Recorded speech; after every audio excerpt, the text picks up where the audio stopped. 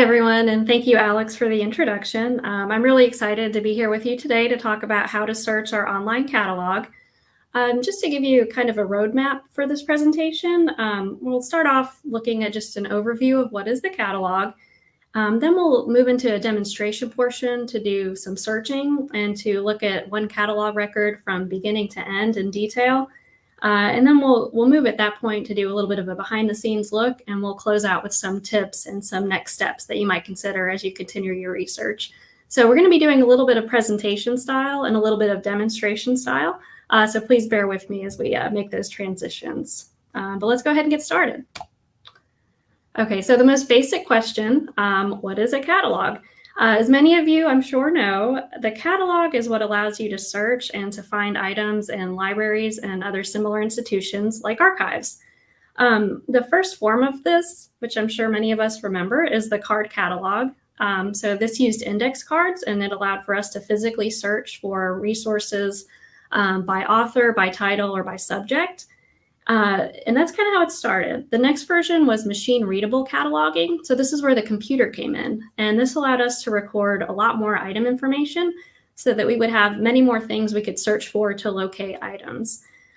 This is still the basis of what we use today, but now it's online. So that allows for much more sophisticated searching. We can click on links to get to other similar records. We can filter. We have a lot of other tools that we can use thanks to everything being online. So in the ADAH catalog, you will find many archival collections. So that includes permanent government records created by state agencies, but it also includes a large collection of private manuscript material. So those would be collections created by people, by families, by organizations, by those kind of entities that were privately donated. And then you'll also find some publication material. So that would include books, pamphlets, things like that. So we're going to switch at this point to do a little demonstration. Okay, so I'm here on the main page, and the first thing I'm going to show you is how to navigate to the catalog. So if you let your mouse hover over the Research tab here, you'll see a lot of options pop out below. And in this case, I'm going to go to Catalog, which is right there under Explore Our Collections. So I've clicked on Catalog, and here I am now at the basic search bar, and that's what's going to allow me to search the catalog. So I'm going to start off with just a simple search for mining. And I can either use this button here to search, or I can just push enter. Either way is fine. Okay, so I've done my search for mining, and my results are going to display down here. So I can see that I'm looking at results number 1 through 10 of 146 total. If I scroll down, I'm going to see the first 10. And then at the bottom here, I can go to different pages of results. And I can also adjust the number of results that I'm seeing on a page. And then on the right-hand side, I see a lot of filters that I can use to narrow my search and refine it.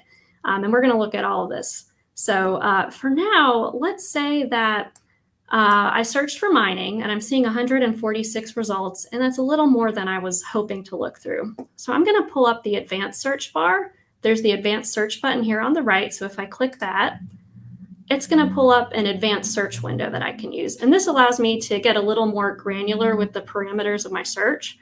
If you've done a basic search already, it will keep those parameters in the advanced search box that opens. So I have the option to add more lines if I really want to add a lot of search criteria. And I can also clear out my existing search if I want to start from scratch. And then on the right-hand side, I can filter by material type, by language, or by publication date.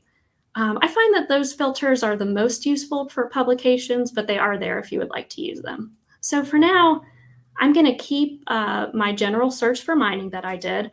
But let's say I'm really interested in material created by the Surface Mining Commission. So in that case, I'm going to use this next line here. And for field, I'm going to select author creator. I have different options here, but I just want it to contain, in this case, the word surface. So if I enter that, now I'm down to 5 results, all created by the Surface Mining Commission. So that's much more manageable. So that's something you might try too. Let's go back to that initial search so that we can look at some of these filters on the right. The first thing I want to point out is that at the top on the right, you can tell the catalog how you would like your results sorted. It defaults to relevance, and this usually works pretty well. But you could also have those results displayed by date with the newest first, or you could do an alphabetical display by author's name or title. And if we continue to look down, you can filter by resource type. This other just means something that is coded not as a book. So in our case, that would be an archival collection. Or if you're just doing secondary research, you can limit it to books. And these numbers in parentheses, this 100 and this 46, are just telling you how many search results fall into that particular category. Okay, so if I use this scroll here, this is just for my filters, and I go down a little bit, I see that I can also filter by subject. And if I want to show more, I'm going to click the Show More button. So I can see a long list, and I can also collapse that back up using that arrow. Or I can filter by author creator. So for example, if I click on one, that's going to take me to only the 4 results that have that particular author or creator. But let's go back and explore the rest. Okay, so author creator was the one we just looked at. That takes us to creation date. Do bear in mind that our archival collections tend to cover really long time spans sometimes, so it might pay to be pretty broad with the creation date, but that is there for you to filter. Collection is the one that I would caution you as not being very useful because it just indicates that everything comes from our collections, and then language is another filter that you can use. Okay, so we've looked at how to do an advanced search, how to use these filters. I want to go back to a simple search here and look at a couple of other search strategies that we might want to try for the catalog. So let's switch gears just a little and let's do a search for nursing. Okay, so I've done my search for nursing and I have 57 results. And let's say again, that's a little more than I would like to go through. I'm really interested in resources that document the Board of Nursing. So in that case, what I might want to do is use quotation marks. And I'm going to put the phrase Board of Nursing in quotation marks. And that's telling the catalog to only show me records that have that exact phrase. If it just has board, it will not show me that result. Or if it just has nursing, it will not show me that result. So if I click enter, now I'm down to 11 results that all have that phrase Board of Nursing. So that's a good strategy that you might try if you're looking for a phrase. Let's say that, once again, I'm searching for nursing, but I'm really interested in researching nurses who have worked in war.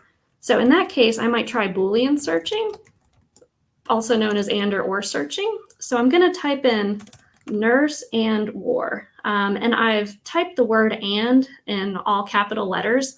So the catalog will interpret that as an instruction. It's typically not case sensitive, but if it sees a capital and or a capital or, it recognizes that as a Boolean search. So in this case, I will only be shown records that have both the word nurse and the word war. So if I perform that search, I have 26 results, and they're going to show me about nurses and war, which is what I wanted. Let's take the opposite scenario. Let's say I want to do a more general search about healthcare workers. So in that case, what I might do is say nurse or doctor.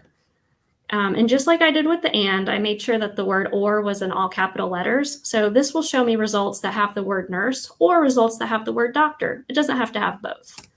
So if I push enter and do that search, now I've got 140 results. So that really expanded my list of results. One last thing I want to look at before we move on. So I've been doing searches for nurse and nursing. And let's say I want to have all of those results with a single search. So what I might do in that case is take all of the letters that nurse and nursing have in common. So in this case, it'll be NURS.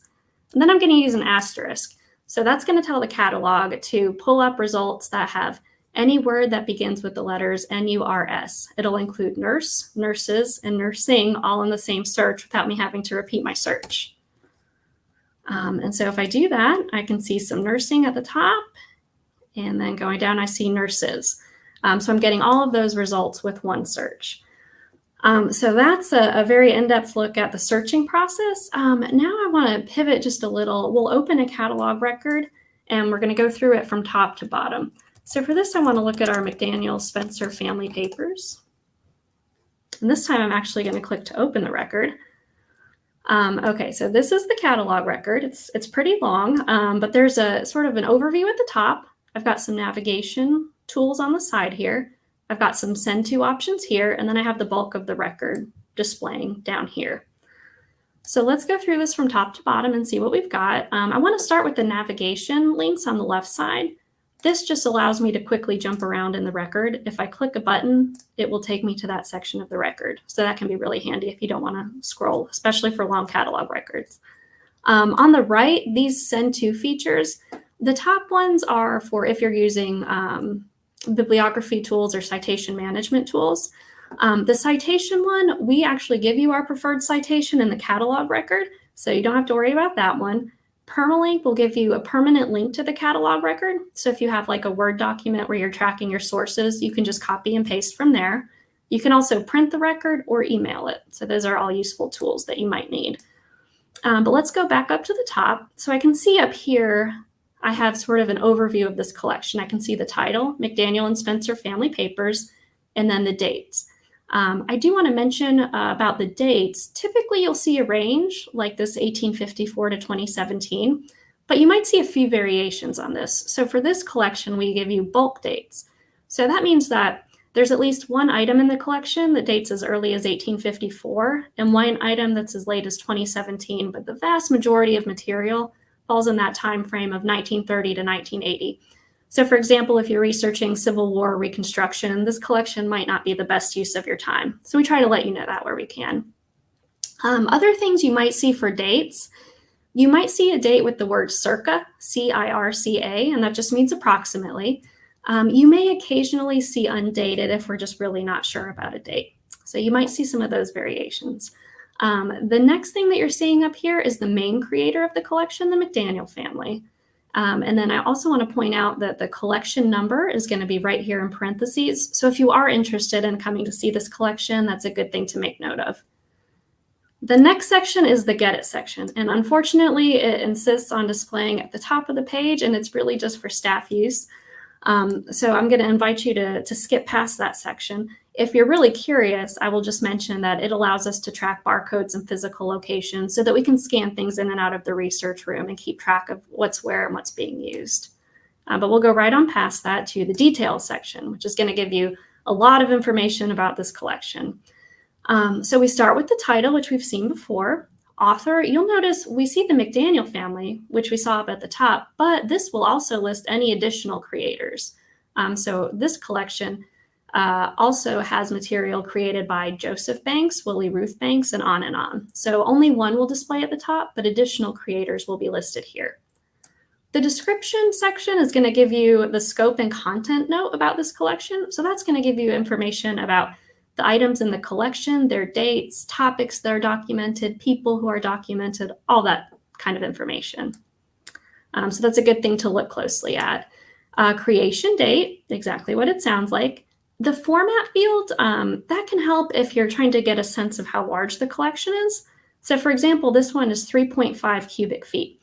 If you think of like a banker's box that's like a foot long, that's 1 cubic foot. So you can imagine 3.5 cubic feet, and that's the size of this collection. So if you're trying to think of how long it might take you to go through a collection, that's a good thing to look at. We'll also have any languages in the collection. The historical note is going to give you information about the creator. So that will tell you about the person, the family, the organization, whatever creator of material. And we just try to hit the high points of, if it's people, their lives, or if it's organization, kind of how they were formed and what they do. I will mention that historical notes for families can get lengthy because oftentimes we'll try to cover various members of the family. So be prepared for a little bit of a journey with those sometimes. The next thing we come to is the access note. That's a really important thing to check, especially if you're planning to come look at something. So for this collection, the access is unrestricted, and that's great. That means you could come in right now if it weren't Monday, because we are closed on Monday, but Tuesday through Saturday.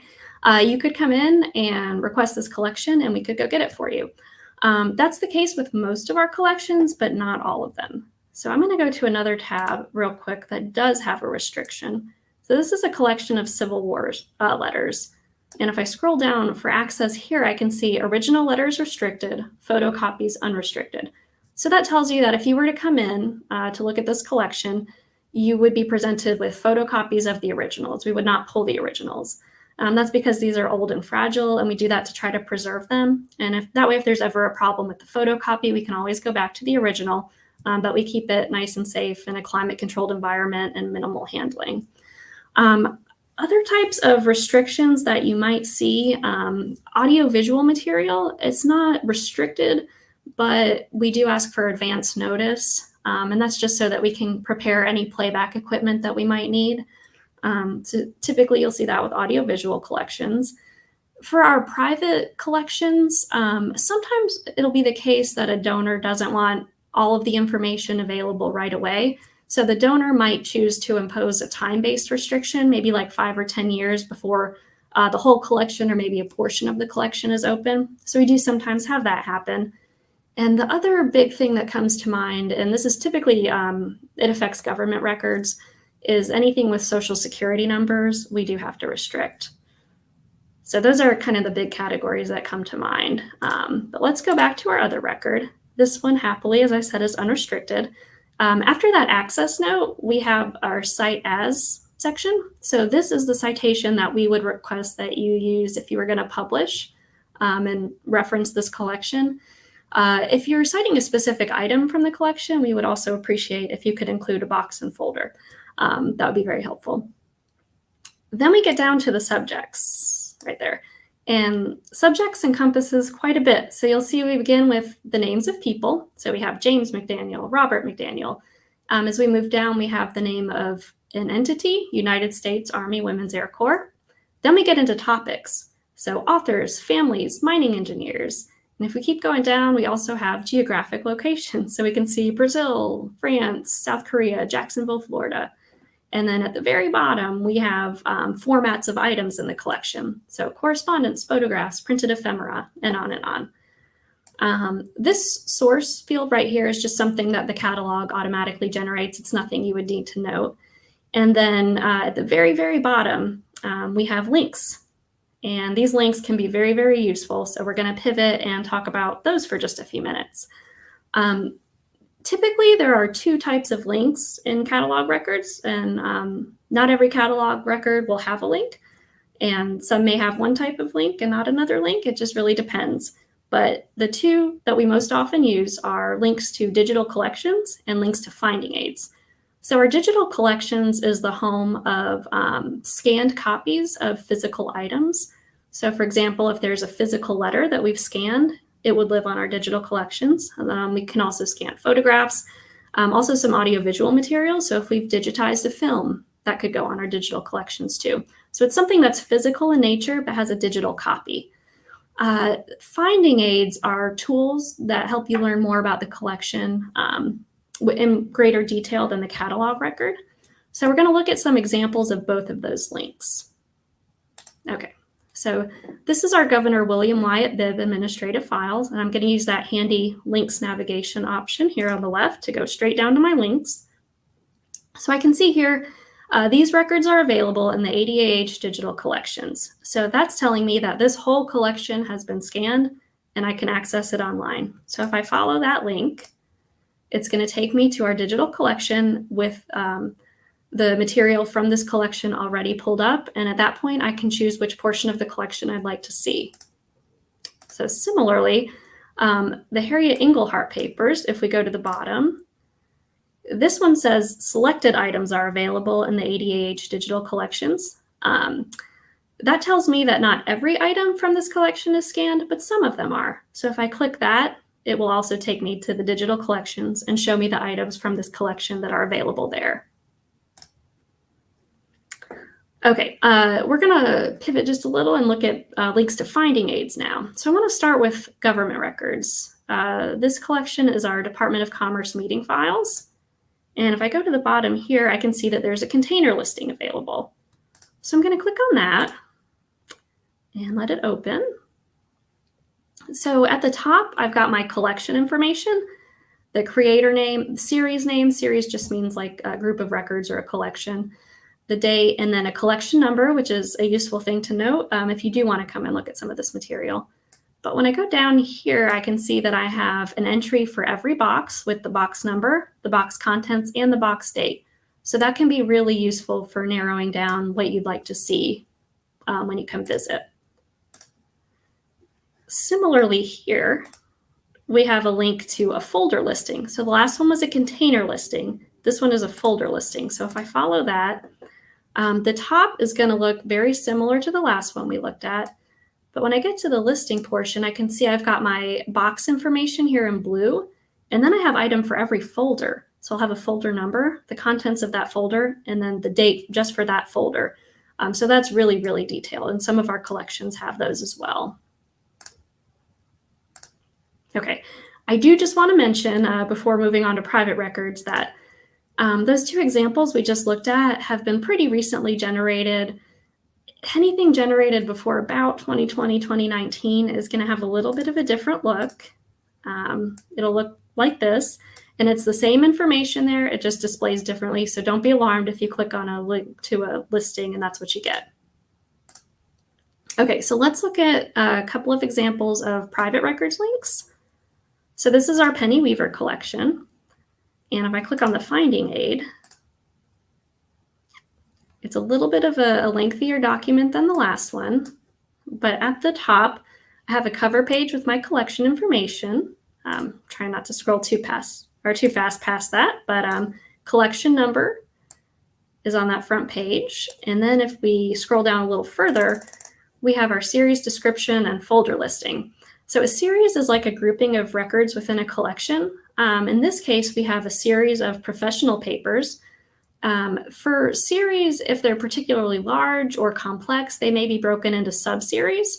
So in this example, professional papers is broken down into a subseries for each place that this person worked. And then we will have a short description and a listing for every subseries here. So that's kind of how that works.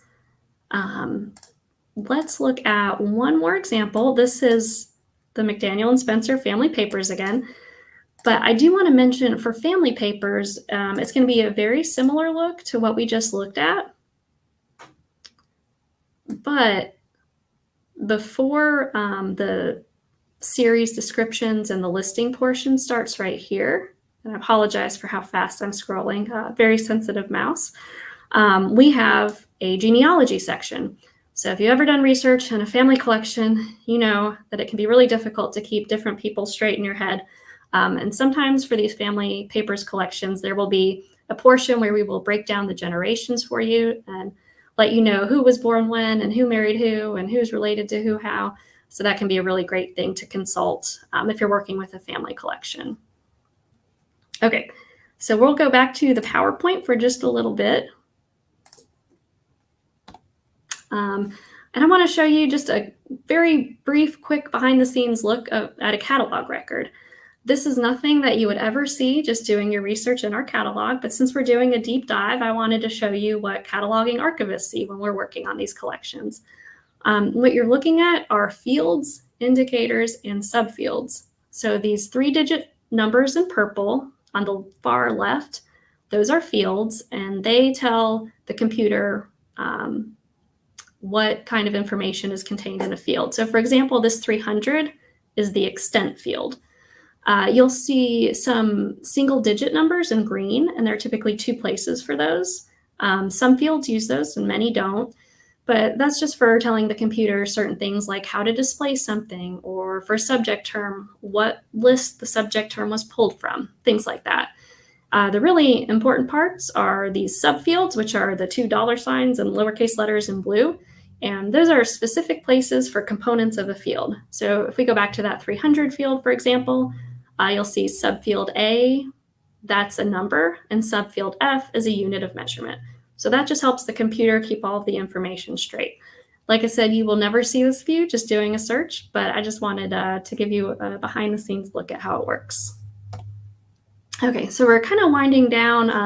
Want to look at some tips and next steps before we finish. A lot of these tips are probably going to recap some of the stuff that we've already talked about, but be prepared when you're searching to try a variety of terminology. So for example, let's say I'm searching for mining. I might try mining. I might try coal mining. I might try convict labor because I know that convict laborers were often used in mining. I might try the Tennessee Coal, Iron, and Railroad Company because I know they're a big mining company. So just be prepared to try a lot of terms and to come at your search from a lot of different angles. We looked at this a lot earlier, but broaden or narrow your search as you need to using those filters, Boolean searching, that advanced search bar, all of those things. I do want to point out that historical names and titles may contain words that are offensive today. We do try to retain names and titles as they were, but we also try to work in terms in the free text description that modern day researchers would be more likely to use so that nothing is missed in a search. Be prepared to encounter difficulties if you're searching for minority groups or for women, and I have a couple of examples here. I processed the collection of court records regarding the assault of Lewis, and in this case, that was all the information that I had about him was his first name. So I provided as much information as I could, but there was nothing more that I could give. So that's often the case when researching minority groups, particularly enslaved people. Also for women, you have the common problem of Mrs. Husband's name. So we do encounter that a lot. We try, if we have that happen, to research the person. And if we can find her full name, we'll include it in the free text portion of the record, but we can't always find it. So it may be the case that you need to search for male relatives and kind of broaden your search that way. Don't forget to scroll down for those links that we looked at earlier.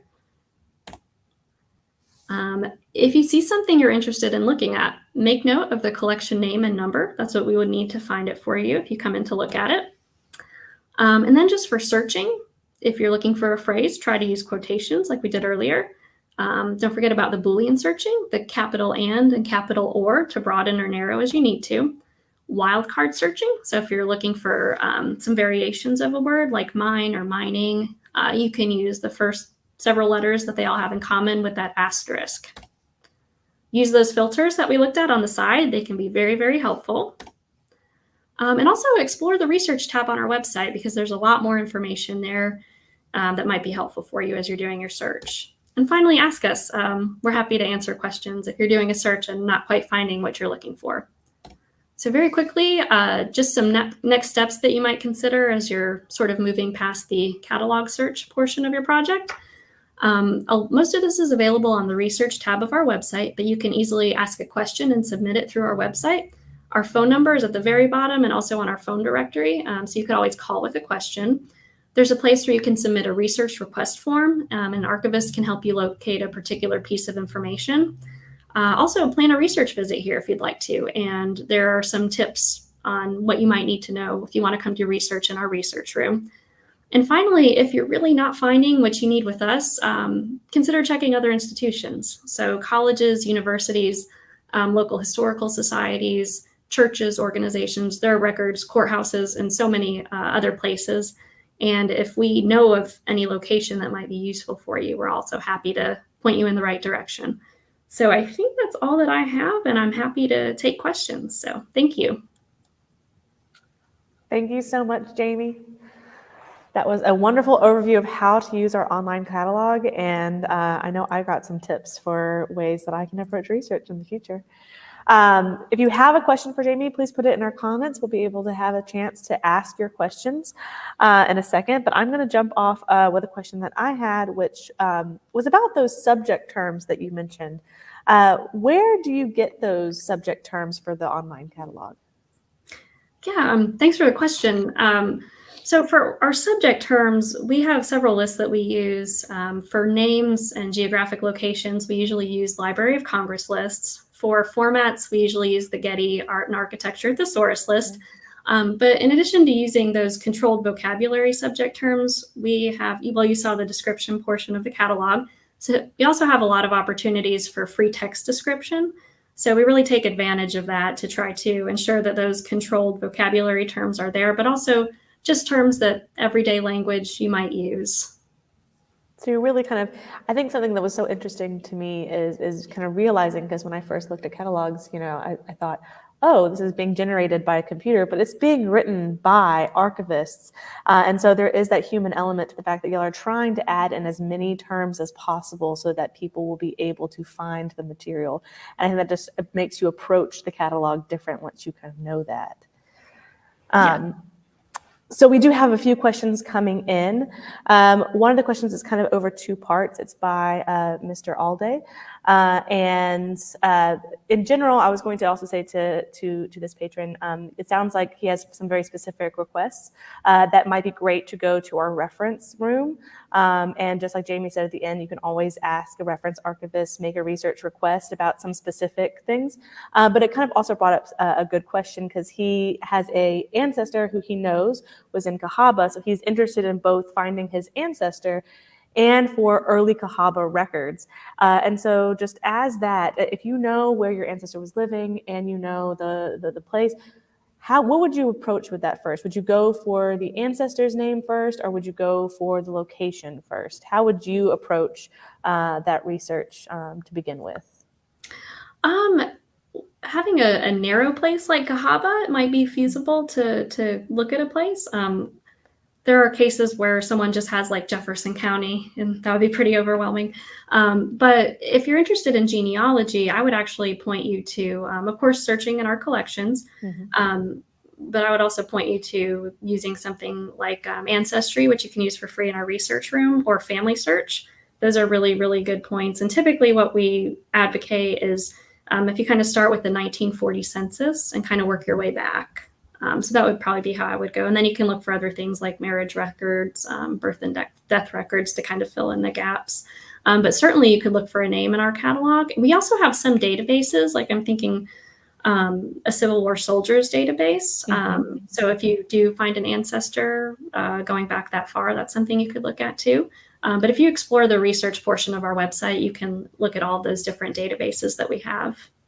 And so probably doing some of that research on Ancestry first, which would then maybe help you in the catalog as well. That's what I would do. It's about narrowing down, right? Even like before you kind of get there, because you want to have those search terms to be able to see what you're looking for specifically. Right, you do. And, you know, the way we would approach a collection is certainly if the ancestor created material, they would be, you know, likely discoverable just with the search by their name.